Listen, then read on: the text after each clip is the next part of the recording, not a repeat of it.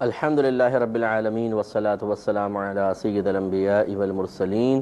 اما بعد فاعوذ باللہ من الشیطان الرجیم بسم اللہ الرحمن الرحیم۔ الحمدللہ الہادی پروگرام میں اطاعت رسول صلی اللہ علیہ وسلم پر کلام چل رہا تھا اور اس کے ضمن میں ہم احکام پر مشتمل حدیثیں بیان کر رہے تھے۔ پچھلے پروگرام میں مسلم کی ایک روایت عرض کی تھی کہ حضرت ابو ہریرہ رضی اللہ تعالیٰ عنہ سے روایت ہے، نبی کریم صلی اللہ علیہ وسلم نے ارشاد فرمایا کہ اے لوگو، بلا شبہ اللہ عز و جل پاک ہے، وہ پاک چیز ہی قبول فرماتا ہے، اور بے شک اللہ تعالیٰ نے مومنین کو اسی چیز کا حکم دیا جس کا حکم اس نے اپنے پیغمبروں کو دیا۔ اور وہ حکم کیا تھا کہ پس اللہ تعالیٰ نے فرمایا اے پیغمبروں، پاکیزہ یعنی حلال چیزیں کھاؤ اور نیک عمل کرو، اور اللہ تعالیٰ نے فرمایا کہ اے ایمان والو، ان پاکیزہ چیزوں سے کھاؤ جو ہم نے تمہیں عطا کی۔ تو یہاں تک میں اس پہ کلام کر چکا ہوں کہ اس کا مطلب ہے ہمیں نیک عمل کرنے اور رزق حلال کمانے اور پاکیزہ چیزیں کھانے کا حکم دیا ہے، تو پھر ہمیں پاکیزہ چیزوں کی پہچان معرفت ہونی چاہیے۔ سی فوڈ میں سے کون سی پاکیزہ ہے، کون سی نہیں، جانوروں میں کون سی کھانے پاکیزہ ہیں، کس کا گوشت کھا سکتے ہیں، کس کا گوشت نہیں کھا سکتے، یہ ساری چیزوں کی معرفت ضروری ہوتی ہے۔ اور پھر سرکار نے فرمایا ایک آدمی کا تذکرہ کرتے ہوئے کہ سرکار نے فرمایا کہ ایک آدمی ایسا ہوتا ہے جو لمبا سفر کرتا ہے، پرا گندہ حال ہے، یعنی اس کے بال بکھرے ہوئے، جسم پہ ملے کچلے سے کپڑے ہیں، گرد و غبار میں اٹا ہوا، اور اپنے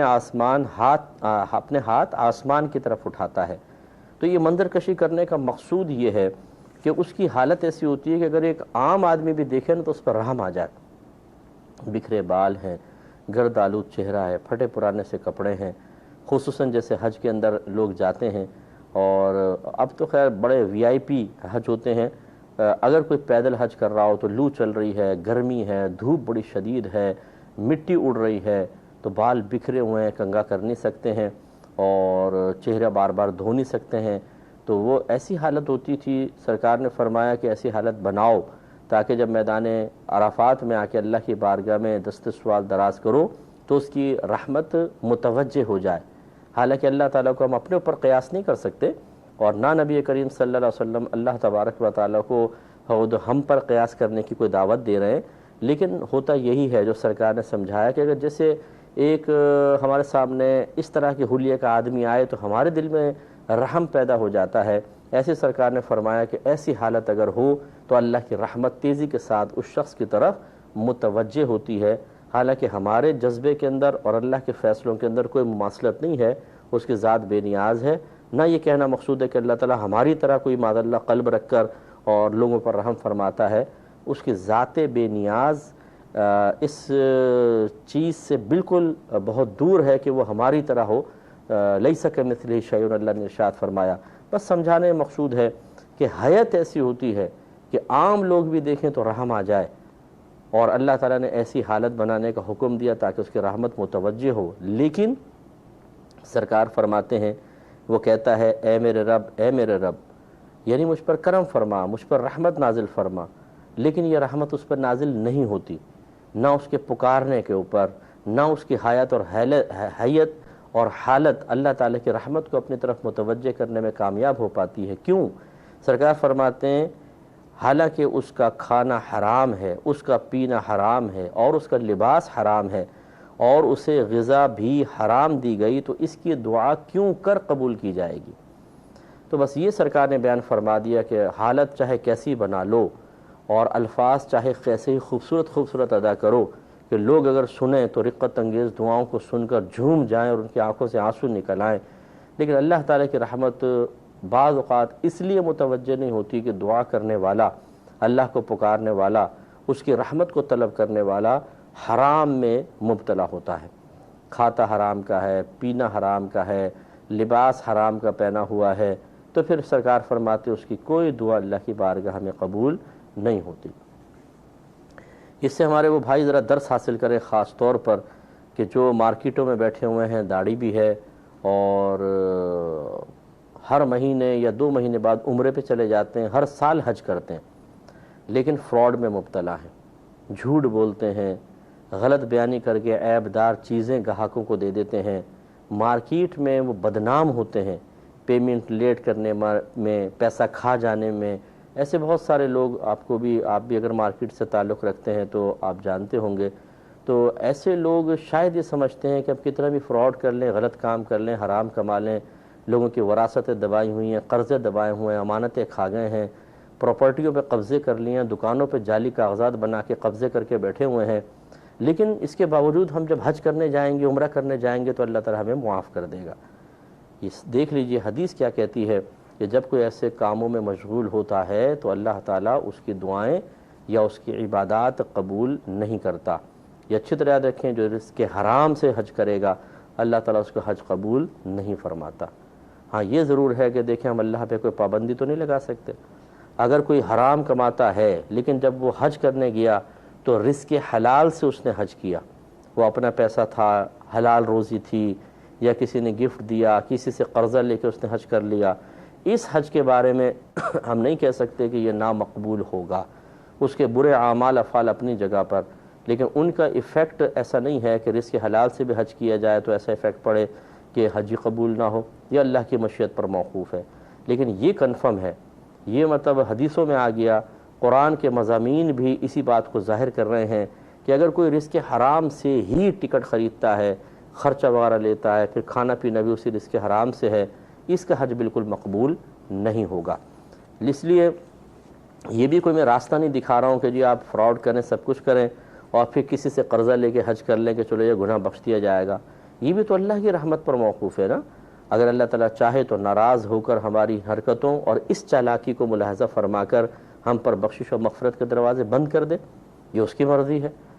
تو اس لیے میرے وہ بھائی بہن جو بعض اوقات اس طرح کے شکووں میں مبتلا ہو جاتے ہیں کہ دیکھیں مفتی صاحب فلاں نے ہمارے ساتھ دھوکہ کیا، فراڈ کیا، مکان پہ قبضہ کر رکھا ہے، دکان پہ قبضہ کر رکھا ہے، ہمیں ہمارا حق نہیں دیتا، اور اللہ تعالیٰ اس کو ہر سال حج پہ بلا لیتا ہے، ہر 2 مہینے بعد وہ عمرے پہ چلا جاتا ہے، اگر اللہ تعالیٰ اس کو نہ بلاتا وہ کیسے جاتا؟ یعنی گویا کہ ان کے معصومانہ شکوے کا نچوڑ اور نتیجہ خلاصہ یہ ہے کہ چونکہ یہ غلط کام کر رہا ہے، اس لیے اس کی ظاہری علامت یہ ہمیں نظر آنی چاہیے تھی کہ یہ نہ حج پر جاتا، نہ عمرے پہ جاتا، بلکہ اس کو سزائیں ملنا شروع ہو جاتی، اس کے ہاتھ ٹوٹ جاتے، پیر ٹوٹ جاتے، اس کو کینسر ہو جاتا، اس کے بچوں کا ایکسیڈنٹ ہو جاتا، اس کی بیٹیوں کو طلاقیں ہو جاتی، پھر ہم کہتے ہیں دیکھا نا تم نے ہمارے ساتھ کیا تو اللہ تمہارے ساتھ کیسے کر رہا ہے، لیکن یہ نظر نہیں آ رہا۔ تو اس کا مطلب یہ ہوا کہ اللہ تعالیٰ اسی کا ساتھ دے رہا ہے۔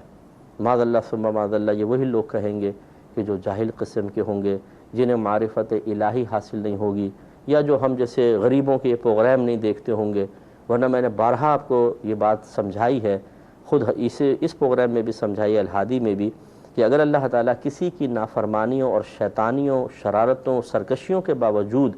نعمت کے دروازے اس پر کھولتا ہے تو یہ اللہ تعالیٰ کی رحمت کی علامت نہیں، اس کے غضب اور قہر کی علامت ہے۔ یہ گویا کہ اللہ اس کو ڈھیل دے رہا ہے، اور وہ اللہ تعالیٰ کے ڈھیل دینے کی عادت سے ناجائز فائدہ اٹھاتے ہوئے سمجھتا ہے کہ دیکھو میری تو گرفتی نہیں ہو رہی، اس کا مطلب ہے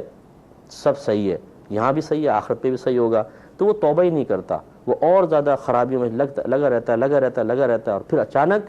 ملک الموت علیہ السلام تشریف لاتے ہیں۔ سیٹھ جی کو فکر تھی، ایک ایک کے 10 کیجئے، موت آ پہنچی کہ صاحب جان واپس کیجئے۔ پھر یہ سیٹھ صاحب کروڑوں روپے کمائے ہوئے لوگوں کے لوٹے ہوئے ہیں، پراپرٹیاں قبضہ کی ہوئی ہیں، بنگلوں پہ قبضہ کیا، دکانوں پہ قبضہ، اور حسرت کے ساتھ سب چیزیں چھوڑ کر اور فرشتوں کی مار پیٹ کھاتے ہوئے آخرت میں پہنچ جاتے ہیں، سخت عذاب قبر، اور پھر وہ پچھتاتے ہیں کہ کاش ہمیں ایک موقع مل جاتا توبہ کرنے کا، دل میں خیال آ جاتا لیکن نہ ہوا۔ لیکن یہ چیزیں ان زندہ مظلوموں کے اوپر ظاہر نہیں کی جاتی ہیں،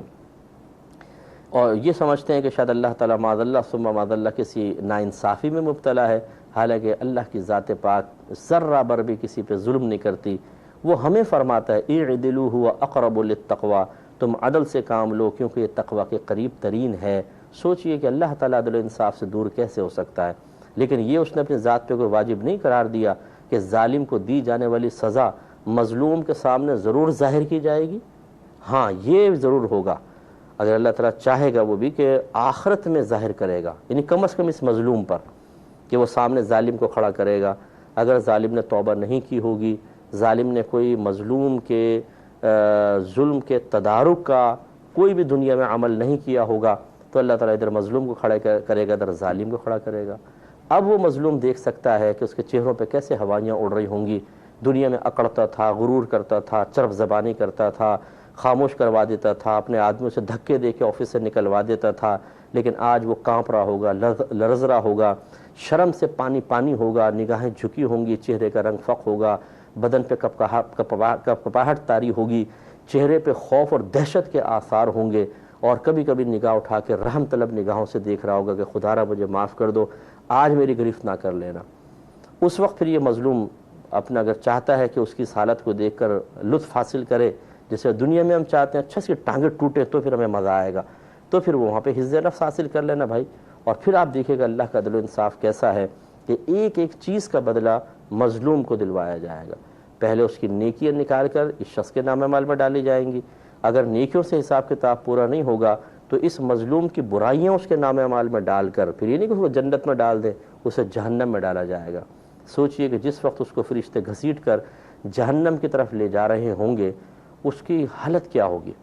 کیسے فریادیں کر رہا ہوگا، کیسے چیخ چیخ کے پکار رہا ہوگا، معافیاں مانگ رہا ہوگا۔ لیکن پھر اگر مظلوم چاہے تو معاف کر سکتا ہے، لیکن نہ کرے تو نہ کرے۔ تو یہ بات نہیں ہے کہ اللہ تبارک و تعالی معاذ اللہ کوئی غافل ہے یا وہ مجرمین کا ساتھ دیتا ہے، ڈھیل دیتا ہے،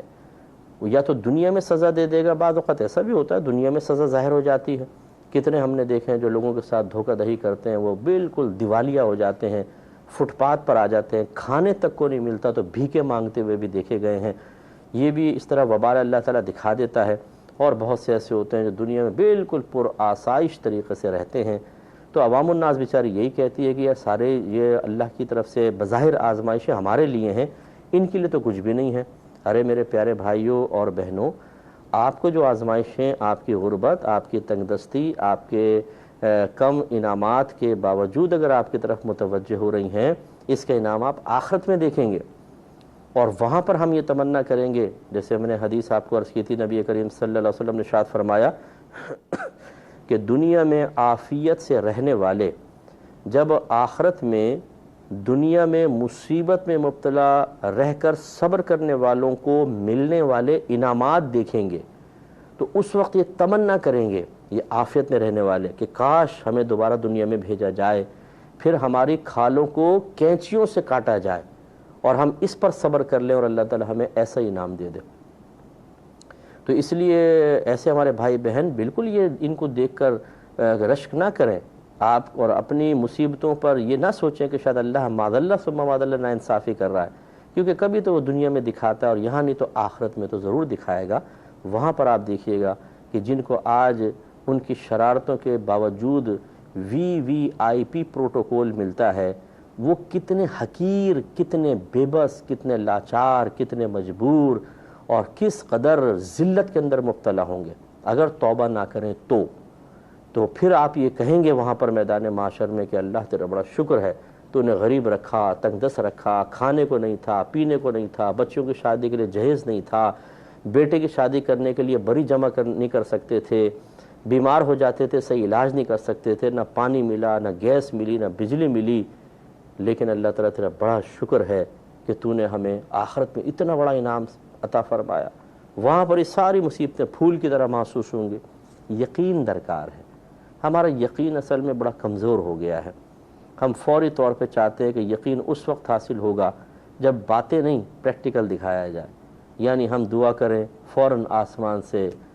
نورانی تھال آ جائیں، سونا ٹپکنے لگے، پیسہ ملنے لگ جائے،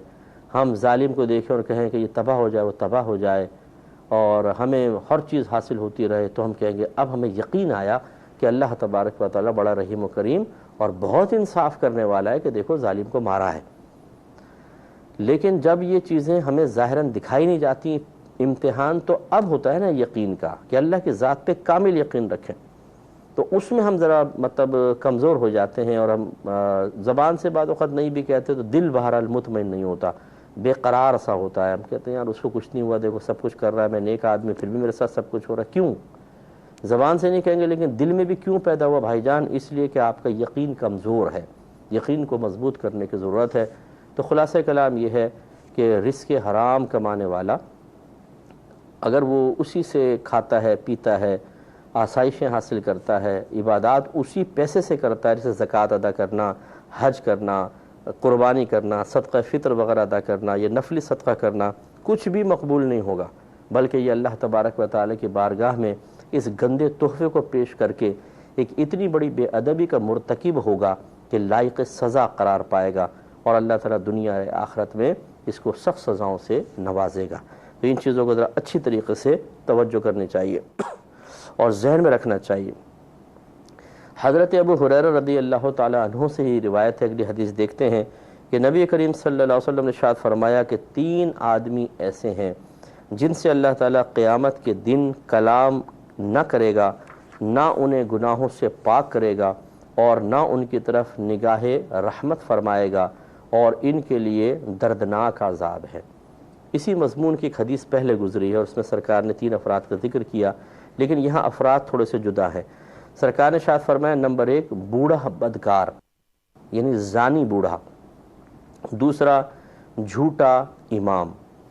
یا جھوٹا بادشاہ، اور تیسرا مغرور فقیر۔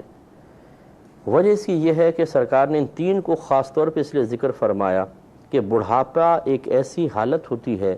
کہ جس میں انسان سفید بال نکل آئے،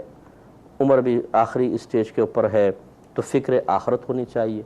لیکن اس کے باوجود اگر وہ ٹھرکی قسم کا ہے اور شرارتوں میں لگا پڑا ہے، تو اس کا مطلب یہ ہوا کہ اس نے ان سفید بالوں اور اپنی گزرتی ہوئی عمر، جس کو اللہ تعالیٰ نے آخرت کے لیے ایک قاصد کے طور پہ گویا کہ اس کو دیا، اس کا بھی خیال نہیں کر رہا، تو یہ اس کا زیادہ جرم ہے۔ جوان آدمی بھی زنا کرے برا ہے، لیکن بوڑھا زنا کرے تو اور زیادہ برا ہے، کیونکہ اللہ نے اس کو ایک ایسے سٹیج تک پہنچا دیا تھا کہ جہاں پر اب اس کو توبہ کر لینی چاہیے تھی۔ اسی لیے سید دو عالم صلی اللہ علیہ وسلم ارشاد فرماتے ہیں کہ جب بندہ 60 برس کا ہو جائے اور پھر بھی وہ شرارتیں اور گناہ نہ چھوڑے، تو شیطان اس کے منہ پر ہاتھ پھیر کر کہتا ہے کہ یہ وہ چہرہ ہے جو اب ہدایت نہیں پا سکتا ہے۔ تو یہ کوئی ایسا نہیں کہ 100% ایک قاعدہ بن گیا کہ جو 60ویں برس میں جا کر بھی گناہ نہ چھوڑے وہ ضرور شیطان کے راہ پہ چلتا ہے اور ہدایت نہیں ملتی، ایسا نہیں ہے، لیکن یہ سمجھایا گیا کہ اکثر ایسا ہوگا کہ جو اتنا پاپی اور گناہوں میں ملوث اور شدید مطلب اس کا عادی ہو جائے کہ 60ویں برس تک بھی گناہ نہ چھوڑے، بہت مشکل ہے کہ اب وہ گناہ چھوڑے۔ اس پہ مزید کلام کریں گے نیکسٹ پروگرام میں۔ وآخر دعوانا ان الحمد للہ رب العالمین۔